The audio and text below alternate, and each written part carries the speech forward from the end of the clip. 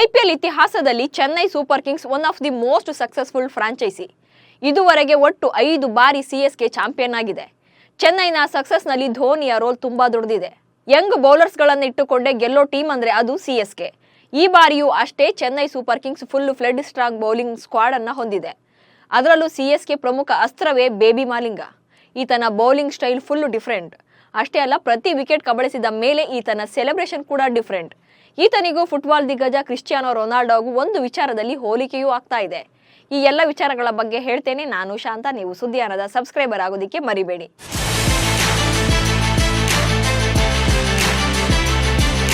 ಶ್ರೀಲಂಕಾದ legendary cricketer Lasith Malinga ಎಂಥ dangerous bowler ಆಗಿದ್ರು ಅನ್ನೋದು ನಿಮಗೆ ಗೊತ್ತೇ ಇದೆ. ಅದರಲ್ಲೂ ಮಾಲಿಂಗ ಎಸಿತಾ ಇದ್ದಂತ ಆರ್ಕರ್ಗಳಂತೂ ಅನ್ಪ್ಲೇಯಬಲ್ ಆಗಿದ್ವು. ಬ್ಯಾಟ್ ಮಿಸ್ ಆಯ್ತು ಅಂದ್ರೆ ವಿಕೆಟ್ಗಳು ಪಲ್ಟಿ ಹೊಡಿತಾ ಇದ್ವು. ಲಸಿತ್ ಮಾಲಿಂಗ ಬೌಲಿಂಗ್ ಶೈಲಿಯ ಬ್ಯಾಟ್ಸ್ಮನ್ಗಳಿಗೆ ದೊಡ್ಡ ಚಾಲೆಂಜ್ ಆಗಿತ್ತು. ಆದ್ರೀಗ ಮಾಲಿಂಗ ಅಂತಾರಾಷ್ಟ್ರೀಯ ಕ್ರಿಕೆಟ್ ಆಗಲಿ ಐಪಿಎಲ್ನಾಗ್ಲಿ ಆಡ್ತಾ ಇಲ್ಲ, ರಿಟೈರ್ಡ್ ಆಗಿದ್ದಾರೆ. ಆದರೆ ಶ್ರೀಲಂಕಾದಲ್ಲಿ ಇನ್ನಷ್ಟು ಮರಿ ಮಾಲಿಂಗಗಳಿದ್ದಾರೆ. ಲಸಿತ್ ಮಾಲಿಂಗರಿಂದ ಇನ್ಸ್ಪೈರ್ ಆಗಿ ಅವರದ್ದೇ ಶೈಲಿಯಲ್ಲಿ ಬೌಲಿಂಗ್ ಪ್ರಾಕ್ಟೀಸ್ ಮಾಡಿ ಈಗ ಶ್ರೀಲಂಕಾ ಪರ ಅಂತಾರಾಷ್ಟ್ರೀಯ ಮ್ಯಾಚ್ಗಳನ್ನು ಆಡೋ ಮಟ್ಟಕ್ಕೆ ಬೆಳೆದಿದ್ದಾರೆ. ಐಪಿಎಲ್ಗೂ ಕೂಡ ಎಂಟ್ರಿ ಆಗಿದ್ದಾರೆ. ಈ ಪೈಕಿ ಮತೀಶ ಪತಿರಾಣ ಕೂಡ ಒಬ್ರು. ಚೆನ್ನೈ ಸೂಪರ್ ಕಿಂಗ್ಸ್ ಪರ ಆಡ್ತಿರೋ ಮತೀಶ ಪತಿರಾಣ ಕಳೆದ ಐಪಿಎಲ್ನಲ್ಲಿ ಫುಲ್ ಶೈನ್ ಆಗಿದ್ರು. 2023ರ ಸೀಸನ್ನಲ್ಲಿ ಮತೀಶ ಪತಿರಾಣ ಒಟ್ಟು 19 ವಿಕೆಟ್ಗಳನ್ನು ಪಡೆದಿದ್ರು. ಅಸಲಿಗೆ ಲಾಕ್ಡೌನ್ ಟೈಮ್ನಲ್ಲಿ MS ಧೋನಿ ಮತೀಶ ಪತಿರಾಣರನ್ನ ಫೈಂಡ್ ಔಟ್ ಮಾಡ್ತಾರೆ. ಮತೀಶ ಪತಿರಾಣ ಬೌಲಿಂಗ್ ವಿಡಿಯೋ ಒಂದು ವೈರಲ್ ಆಗಿತ್ತು. ಆಗ ಪತಿರಾಣ ಶ್ರೀಲಂಕಾದಲ್ಲಿ ಇನ್ನೂ ಸ್ಕೂಲ್ ಕ್ರಿಕೆಟ್ ಆಡ್ತಾ ಇದ್ರು. ಆ ವೈರಲ್ ವಿಡಿಯೋ ನೋಡಿ MS ಧೋನಿ ಲಂಕಾ ಯಂಗ್ಸ್ಟರ್ಸ್ನ ಚೆನ್ನೈ ಸೂಪರ್ ಕಿಂಗ್ಸ್ಗೆ ಸೇರಿಸಿಕೊಳ್ಳೋಕೆ ನಿರ್ಧರಿಸ್ತಾರೆ. ಸಿಎಸ್ಕೆ ಪಾಲಿಗೆ ಪತಿರಾಣ ಈಗ ಮೇನ್ ವೆಪನ್ ಆಗಿದ್ದಾರೆ. ಇಲ್ಲಿ ಇನ್ನೊಂದು ಸಂಗತಿಯನ್ನ ಹೇಳಲೇಬೇಕು.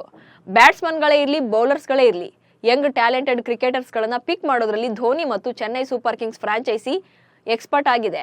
ಯಂಗ್ಸ್ಟರ್ಸ್ಗಳನ್ನ ಹೇಗೆ ಶಾರ್ಪ್ ಮಾಡಬೇಕು, ಯಾರನ್ನ ಯಾವ ಸಿಚುಯೇಷನ್ ಅಲ್ಲಿ ಹೇಗೆ ಬಳಸಿಕೊಳ್ಬೇಕು ಅನ್ನೋದು ಧೋನಿಗೆ ಚೆನ್ನಾಗಿಯೇ ಗೊತ್ತಿದೆ. ಆಗ್ಲೇ ಹೇಳಿದ ಹಾಗೆ 2023ರ ಐಪಿಎಲ್ ವೇಳೆಯೂ ಚೆನ್ನೈ ಸೂಪರ್ ಕಿಂಗ್ಸ್ನಲ್ಲಿ ಟಾಪ್ ಕ್ಲಾಸ್ ಸ್ಟಾರ್ ಬೌಲರ್ಗಳು ಅಂತ ಯಾರೂ ಇರಲಿಲ್ಲ. ಆದರೂ ಸಿಎಸ್ಕೆ ಚಾಂಪಿಯನ್ ಆಗಿತ್ತು. ಎಕ್ಸ್ಪೀರಿಯನ್ಸ್ಡ್ ಯಂಗ್ಸ್ಟರ್ಸ್ಗಳನ್ನ ಇಟ್ಟುಕೊಂಡೇ ಧೋನಿ ಟೂರ್ನಿಯನ್ನ ಗೆಲ್ಲಿಸಿದ್ರು.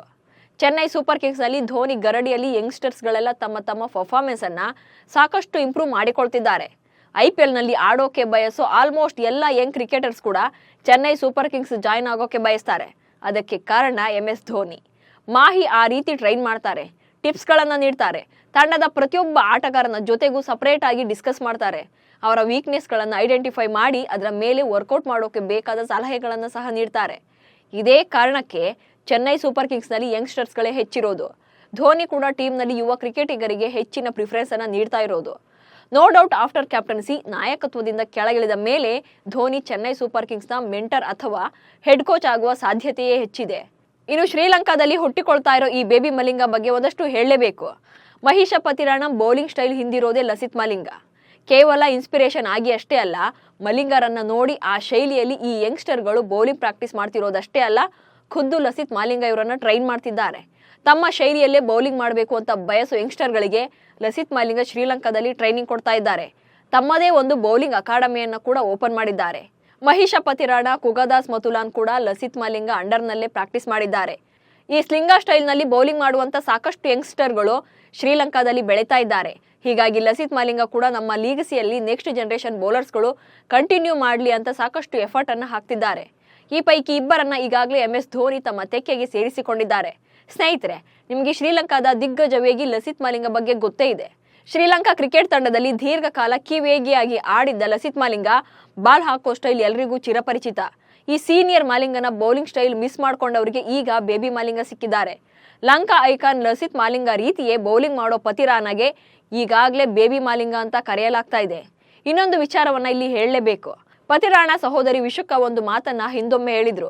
ನನ್ನ ಸಹೋದರ ತಲಾ ಧೋನಿ ತೆಕ್ಕೆಯಲ್ಲಿದ್ದಾನೆ, ಹೀಗಾಗಿ ನನ್ನ ತಮ್ಮನಿಗೆ ಉಜ್ವಲ ಭವಿಷ್ಯವಿದೆ ಎಂದಿದ್ರು. ಅದೇ ರೀತಿ ಪತಿರಾಣ ಸಾಧನೆ ಮಾಡಿ ತೋರಿಸಿದ್ದಾರೆ. ಶ್ರೀಲಂಕಾ ಕ್ರಿಕೆಟ್ ಟೀಮ್ಗೆ ಒಬ್ಬ ಶ್ರೇಷ್ಠ ಬೌಲರ್ ಸಿಗಲು ಕಾರಣ ಕೂಡ ಧೋನಿ ಅಂದ್ರೂ ತಪ್ಪಾಗಲಾರದು. ಐಪಿಎಲ್ ವಿಚಾರಕ್ಕೆ ಬಂದರೂ ಅಷ್ಟೇ ಪತಿರಾಣ ಧೋನಿಯ ಫೇವರೇಟ್ ಬಾಯ್. ಜೊತೆಗೆ ಪತಿರಾಣ ಅತ್ಯುತ್ತಮ ಡೆತ್ ಬೌಲರ್ ಎಂದು ಸ್ವತಃ ಧೋನಿಯೇ ಹೇಳಿದ್ದಾರೆ. ಅದರಲ್ಲೂ ಏಪ್ರಿಲ್ 14ರಂದು ಮುಂಬೈ ಇಂಡಿಯನ್ಸ್ ಟೀಮ್ ಅನ್ನ ಹೋಮ್ ಗ್ರೌಂಡ್ ನಲ್ಲಿ ಬ್ಯಾಟಿಂಗ್ ಬೆನ್ನೆಲುಬು ಮುರಿದಿದ್ದು ಕೂಡ ಇದೇ ಬೇಬಿ ಮಾಲಿಂಗ. ಮುಂಬೈ ವಿರುದ್ಧದ ಪಂದ್ಯದಲ್ಲಿ ಮಹೀಶ ಪತಿರಾಣ 4 ವಿಕೆಟ್ ಕಬಳಿಸಿ ಪಂದ್ಯ ಶ್ರೇಷ್ಠ ಪ್ರಶಸ್ತಿಗೂ ಭಾಜನರಾಗಿದ್ರು. ಇದರ ಮಧ್ಯೆ ಪತಿರಾಣ ಸೆಲೆಬ್ರೇಷನ್ ಮಾಡೋ ಕ್ಷಣ ಕೂಡ ಡಿಫರೆಂಟ್ ಆಗಿದೆ.